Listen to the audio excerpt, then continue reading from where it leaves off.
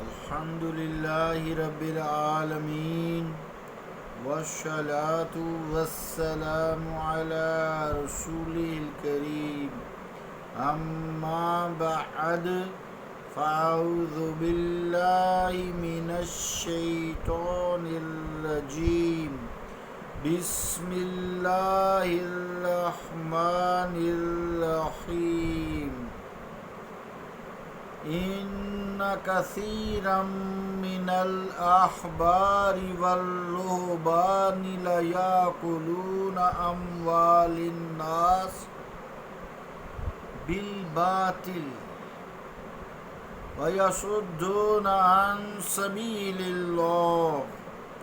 صدق اللہ العظیم۔ واجب الاحترام سامعین السلام علیکم ورحمۃ اللہ وبرکاتہ۔ آیت کریمہ جو تلاوت کرنے کی سعادت حاصل ہوئی ہے، اس کا ترجمہ یوں ہے: بے شک احبار اور رہبان یعنی راہب اور پادری، بے شک راہبوں اور پادریوں کی کثرت لوگوں کا مال باطل طریقے سے کھاتے ہیں اور انہیں اللہ کے راستے سے روکتے ہیں۔ اللہ کا قول سچا ہے جو بڑی ہی عظمت والا ہے۔ عزیزان گرامی قدر، غلام احمد پرویز نے اس آیت کا ترجمہ کر کے جو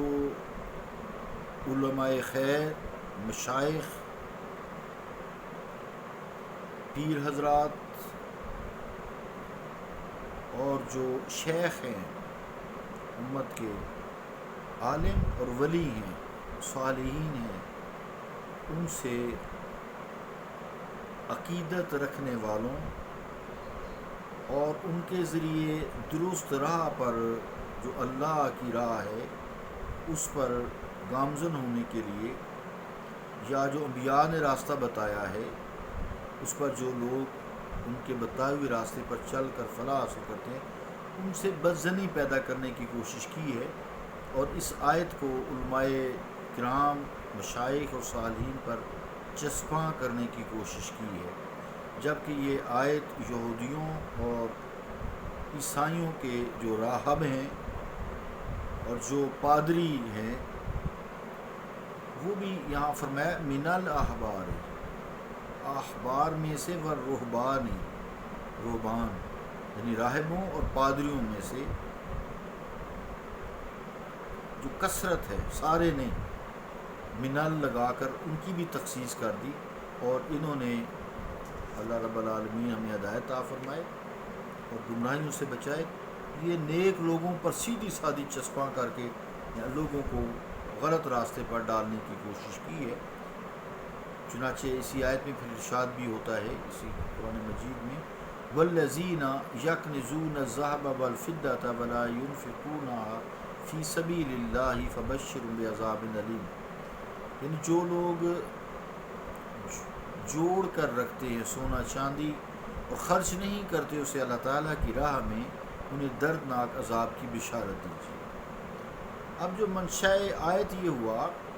کہ اے اہل ایمان، کہ جو اہل ایمان میں سے سونا چاندی جمع کرتے ہیں، مال و متاع جمع کرتے ہیں اور اسے اللہ تعالیٰ کی راہ میں خرچ نہیں کرتے، وہ عذاب کے مستحق ہیں۔ حدیثوں میں بھی ایسے ہی مفہوم ملتا ہے۔ لہٰذا امت مسلمہ میں سے صرف علماء و مشائخ کو اس آیت کا مصداق ٹھہرانا سراسر قرآن مجید کے ساتھ زیادتی ہے،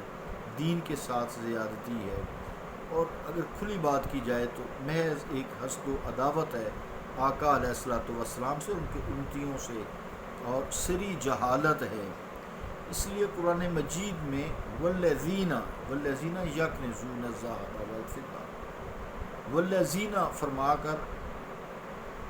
یہ بھی کھلا کام کیا، جیسے وہاں کا من الاحبار، یہاں کھلا کیا کہ جو بھی ہو،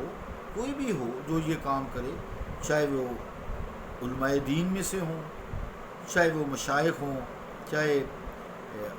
مشائخ جو ہوتے ہیں یہ علماء دین بھی ہوتے ہیں اور اللہ تعالیٰ کے قریب بھی ہوتے ہیں، تھوڑا سا فرق ہے۔ ایک خالی علماء دین ہوتے ہیں، ان میں بھی آگے دو قسمیں ہیں۔ ایک علماء سو ہوتے ہیں جن کا روزی روٹی کا ذریعہ اگر وہ دین کو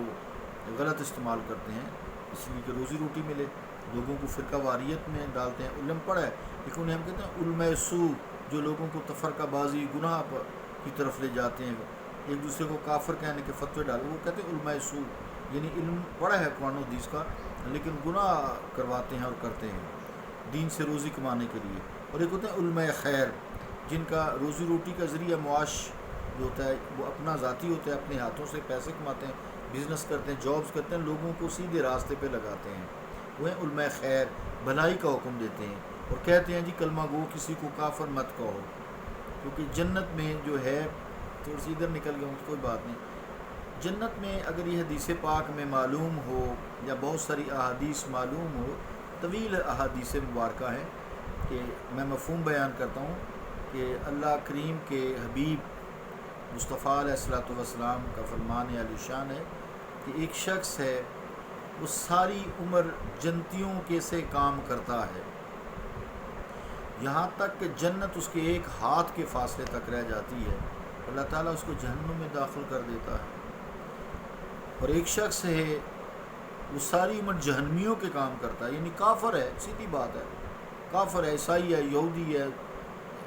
کوئی بھی ہے، ہندو ہے، پارسی ہے، بدھ مت ہے، کوئی بھی ہے، ہندو ہے، تو وہ ساری عمر جہنمیوں کے سے کام کرتا ہے، یہاں تک کہ جہنم میں داخلے کے لیے ایک قدم کا فاصلہ رہ جاتا ہے تو اللہ تعالیٰ اس کو جنت میں داخل کر دیتا ہے۔ تو یہ اگر یہ احادیث پتہ ہوں، یا ایک اور احادیث کا مفہوم سماعت فرمائیں، بہت ساری احادیث ہیں ویسے تو، اگر کوئی شخص فوت ہوتا ہے تو جب اس کی روح اس کے جسم سے نکلتی ہے اس کے سینے میں صرف اتنے علم لا الہ الا اللہ، اللہ کے بغیر کوئی عبادت کے لائق نہیں، وہ جنتی ہے۔ اگر یہ احادیث بیان کی جائیں اور لوگوں کو اللہ کی رحمت سے مایوس نہ کیا جائے کہ بھی وہ بھی کافر ہے وہ بھی کافر ہے، اپنا پتہ نہیں ہے، تو جو ایسا کرتے ہیں وہ علماء سو کہلاتے ہیں۔ ہمیں بھی معلوم نہیں ہے کہ ان کا انجام کیا ہوگا، ہمیں اپنا بھی علم نہیں ہمارا انجام کیا ہوگا، اللہ رب العالمین کی صرف ہم رحمت کے امیدوار ہیں بس، اور کچھ نہیں۔ تو عزیزان گرامی قدر، ہمیں دھیان کرنا چاہیے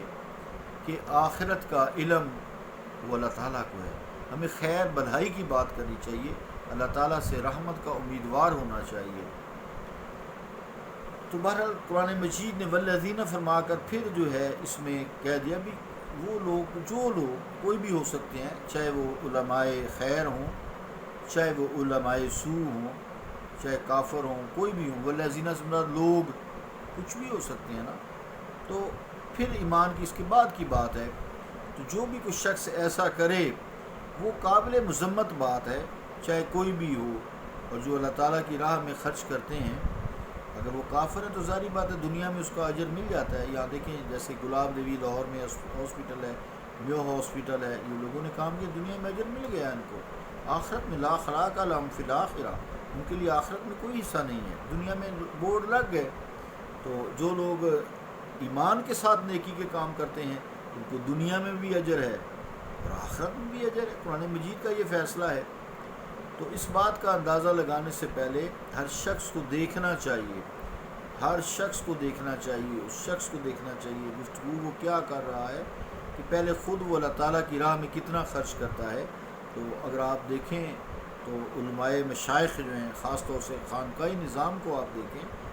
کیونکہ وہاں لاکھوں لوگ روز بھوکے لوگ روٹی کھاتے ہیں، امیر بھی کھاتے ہیں، غریب بھی کھاتے ہیں، اللہ تعالیٰ کے دیے سے وہ خرچ کرتے ہیں۔ کچھ لوگ وہاں جا کر خرچ کرتے ہیں، ان کو دیتے ہیں، کچھ لوگ وہاں خرچ کرتے ہیں، وہ خود بھی خرچ کرتے ہیں، تو ان کے اپنے کاروبار زندگی ہیں، انبیاء کی سنت پہ ہیں وہ، سارے انبیاء نے بکریاں چرائیں اور پیشے اختیار کیے، تو وہی علماء مشائخ صحیح ہیں جن کے اپنے بزنس ہیں ذاتی اور دین کو ذریعہ معاش نہیں بناتے۔ پرویز صاحب کی طرح صرف علماء مشائخ کو مورد الزام ٹھہرانا عقل مندی کا تقاضا نہیں ہے۔ پرویز صاحب تو شاید ان لوگوں کو بھی علماء مشائخ کی صف میں شمار کرتے ہیں جو یصدون عن سبیل اللہ یعنی اللہ کے راستے سے روکتے ہیں کہ مصداق ہیں استغفر اللہ، ایسی بات نہیں ہے۔ کیا حقیقی علماء مشائخ اللہ تعالیٰ کی طرف مخلوق کو دعوت دیتے ہیں یا الٹا خدا کی طرف سے روکتے ہیں؟ وہ تو اللہ تعالیٰ کی طرف لگاتے ہیں، اللہ کا راستہ بتاتے ہیں، نماز پہ لگاتے ہیں، روزے رکھنے کا کہتے ہیں، دین پہ چلنے کی تاکید کرتے ہیں، گناہوں سے بچنے کی تاکید کرتے ہیں، نیکیوں کا رجحان پیدا کرتے ہیں، وظائف بتاتے ہیں، اللہ تعالیٰ کا قرب پیدا کرنے کے لیے کچھ کلمات بتا دیتے ہیں، کوئی اسم بتاتے ہیں۔ تو پرویز صاحب کا کتنا غلط رویہ ہوا تاکہ لوگوں کو ان لوگوں سے متنفر کیا جائے۔ ان کا حقیقی منصب اللہ تعالیٰ کی طرف بلانا ہے، علماء مشائخ کا یا راہ خدا میں بھٹکانا نہیں ہے۔ علماء مشائخ میں سے جو افراد مخلوق کو راستے سے ہٹاتے ہیں ہم ان کو عالم یا شیخ یا پیر نہیں کہتے، وہ اس پاک اور مقدس الفاظ سے کبھی نہیں یاد کیے جائیں گے۔ خود اپنے منہ میاں مٹھو بنتے رہیں تو بنتے رہیں۔ ایسے لوگ جو دین کو بیچتے ہیں چاہے وہ کوئی بھی ہوں اور دین کو ذریعہ معاش بناتے ہیں اور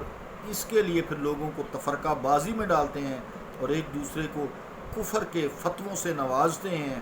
یہ لوگ ننگے اسلاف ہیں۔ وہ غلط کاریوں سے اپنے اسلاف کی عزتوں پر پانی پھیر دیتے ہیں، ہم مانتے ہیں، لیکن پرویز صاحب نے کام ہی بڑا غلط کیا ہے۔ پرویز صاحب شاید اس خوش فہمی میں مبتلا رہے کہ ایسا لکھنے سے لوگوں کے دل میں حقیقی علماء اور مشائخ طریقت کی جو عزت و تکریم و عقیدت و ادب ہے وہ کم ہو جائے گی۔ ایسا نہیں ہو سکتا عزیزان گرامی قدر،